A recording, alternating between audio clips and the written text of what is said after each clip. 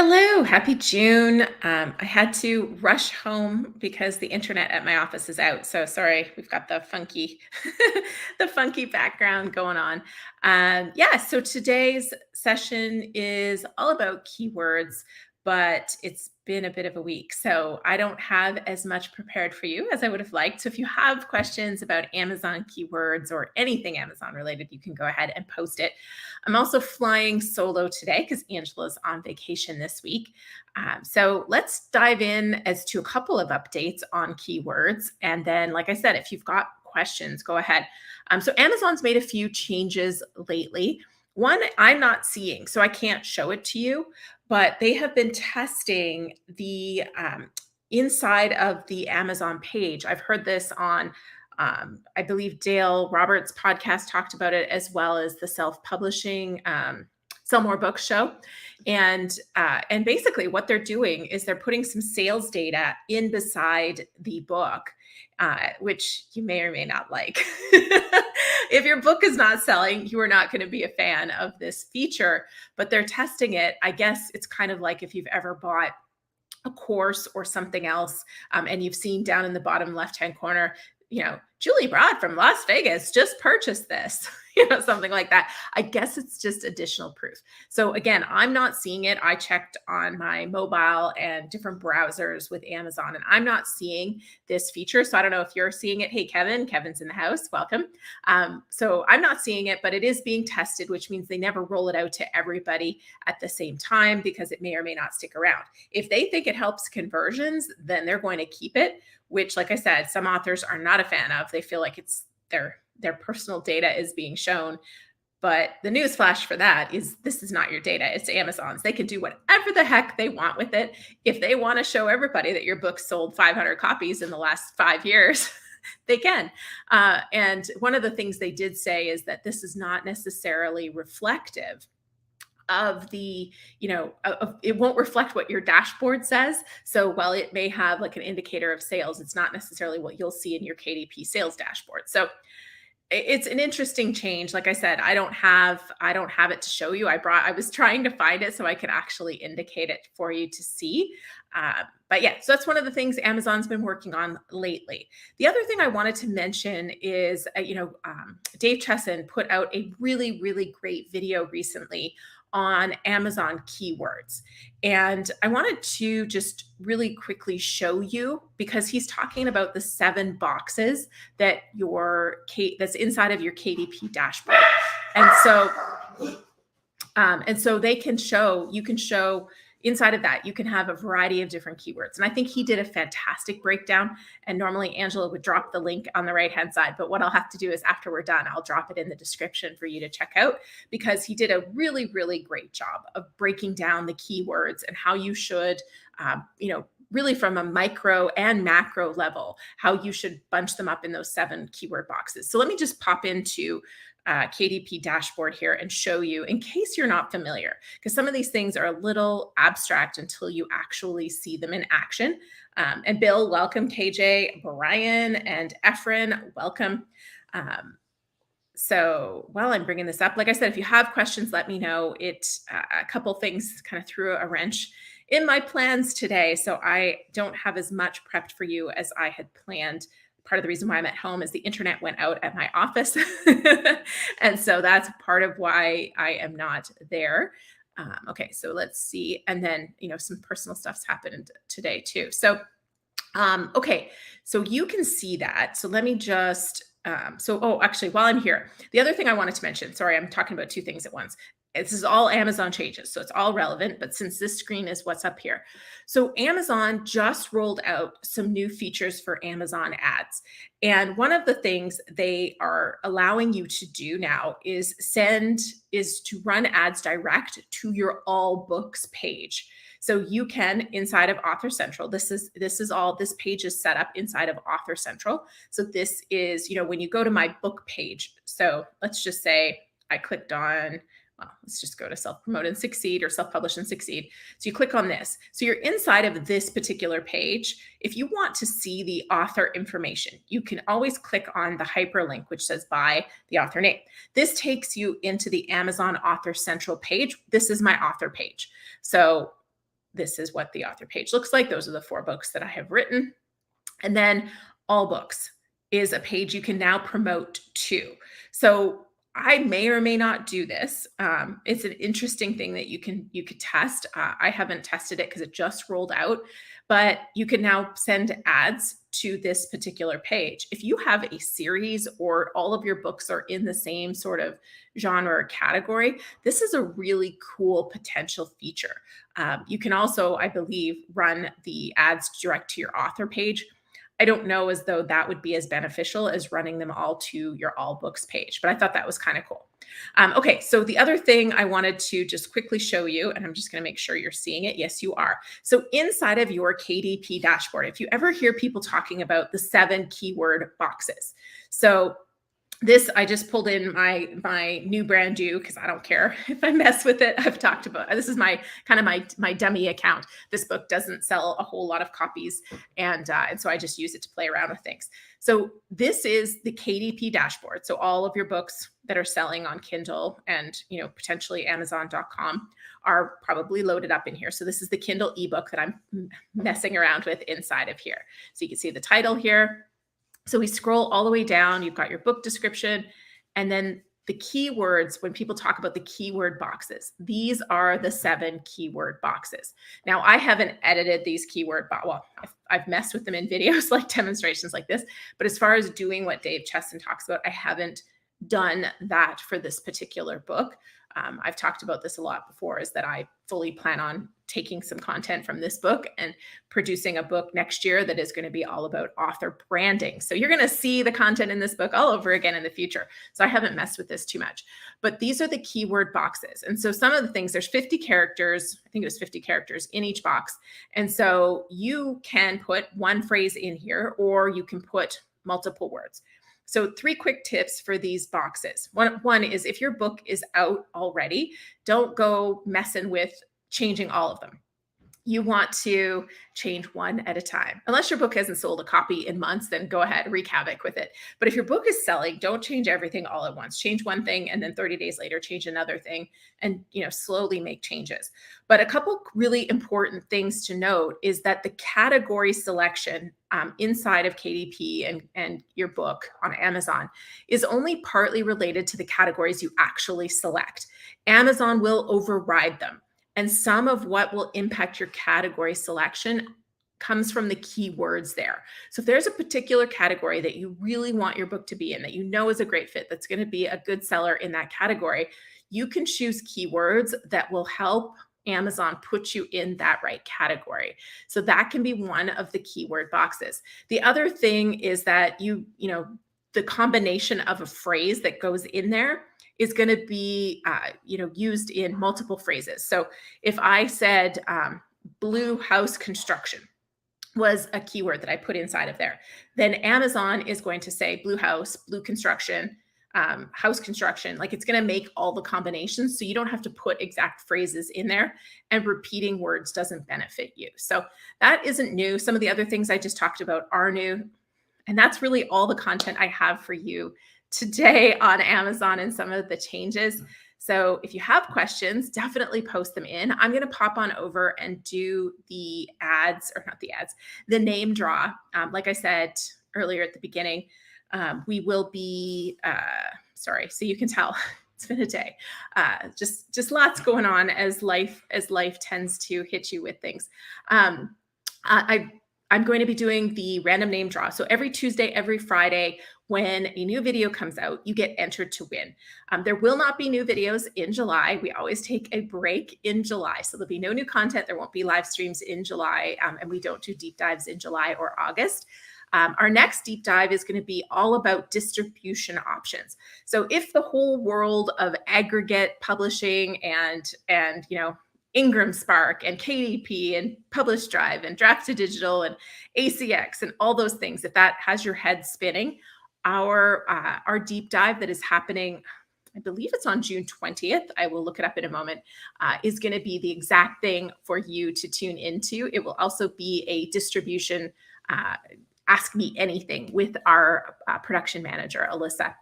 she and Angela will be hosting that one for you.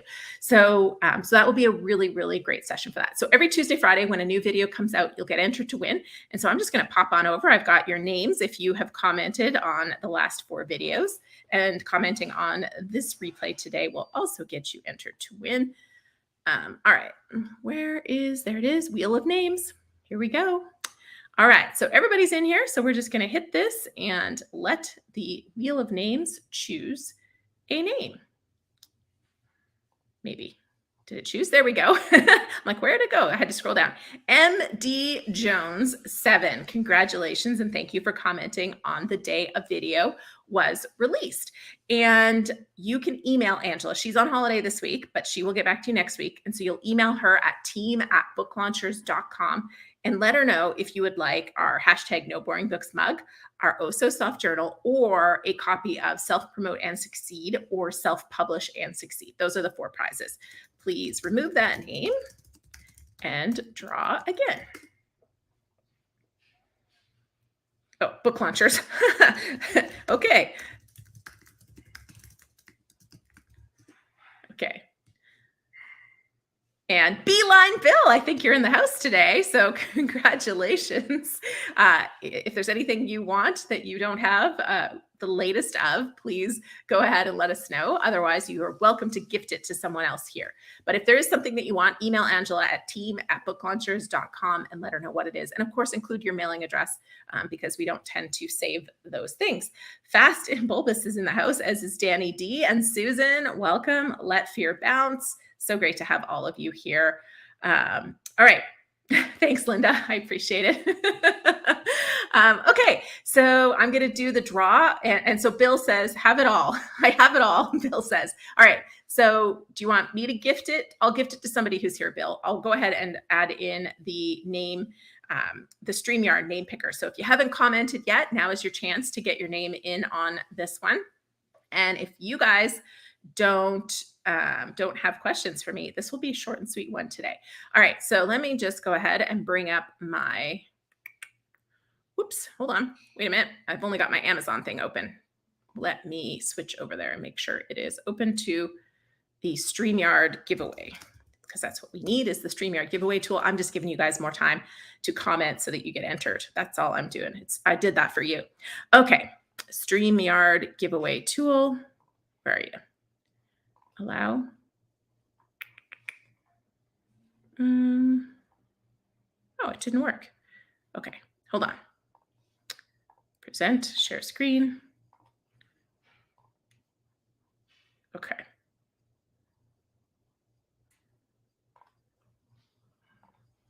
Okay, now,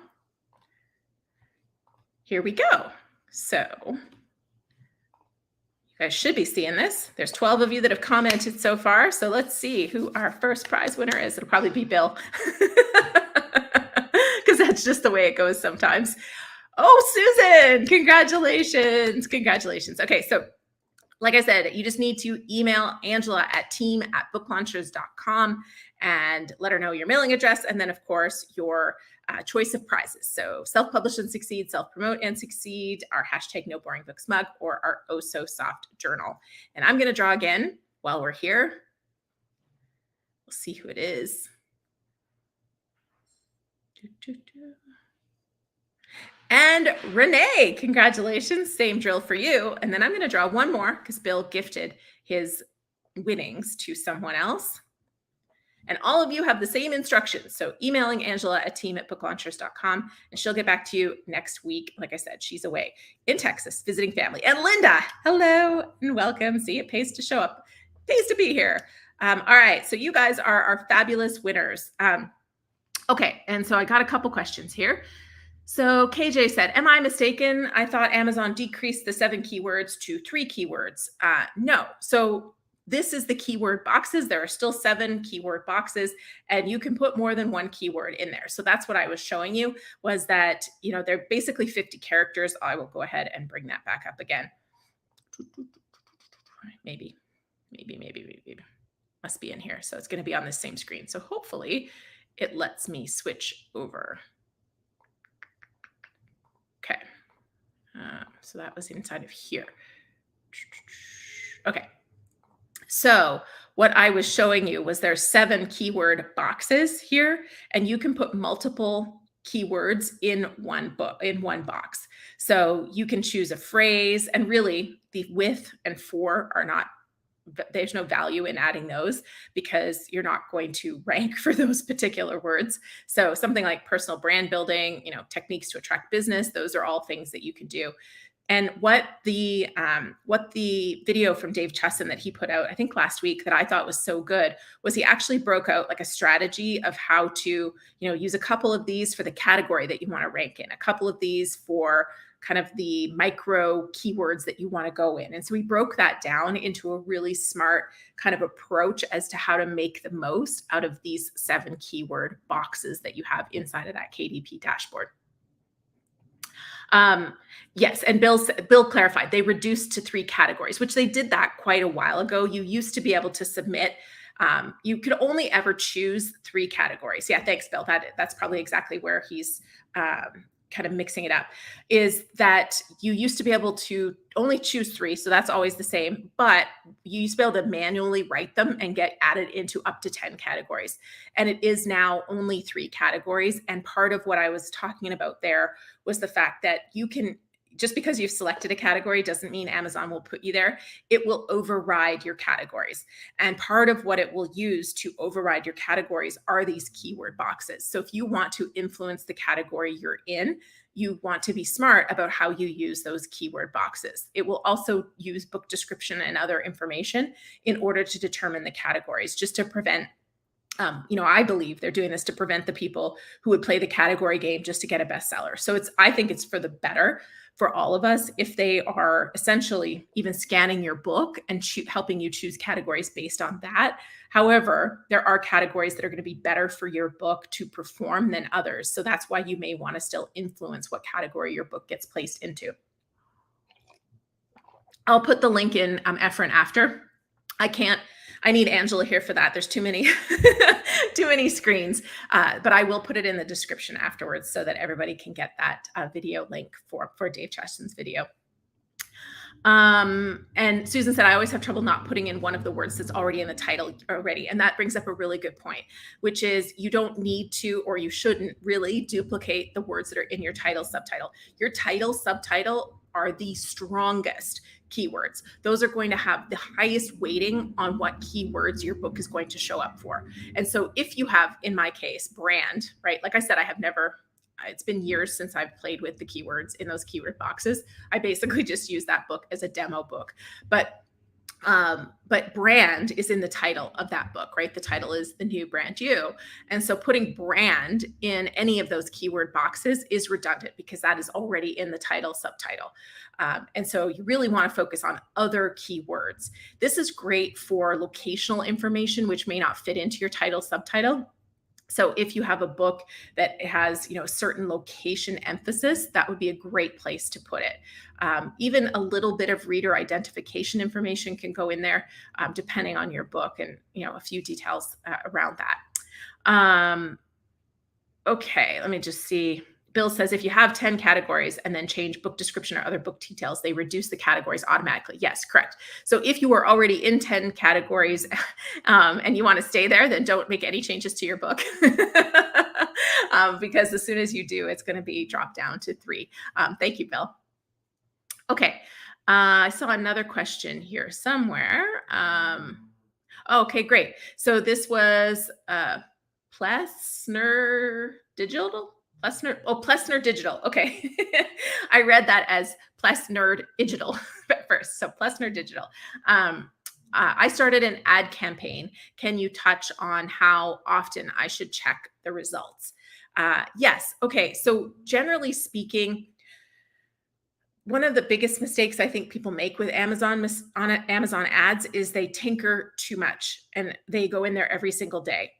And what I would say is you should be in there weekly, but you don't want to make too many changes. So you do want to almost like think of it as a dial and just tweak a little and tweak a little and tweak a little. And so you can, remove the words that are, perhaps that came up that you did that aren't really a good fit, depending on how you've generated your keywords for this.